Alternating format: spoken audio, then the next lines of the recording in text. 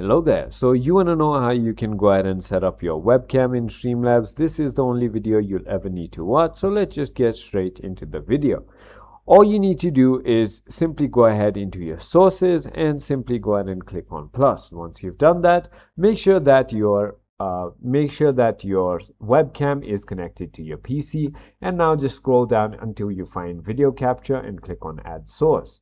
All you need to do is simply go ahead and add source. You can go ahead and select the device on your PC that is connected.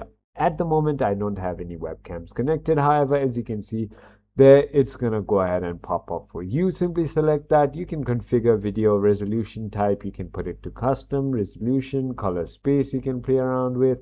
You can also go ahead and play with buffering if you want to. Audio outputs could be also selected, and simply go ahead and click on close. Here you can simply go ahead and resize it just like that and place it anywhere on the screen you want to, and lock it if you want to. As you can see, that is about it. I hope this video helped you out. If it did, hit that like button, and I'll see you on the next one.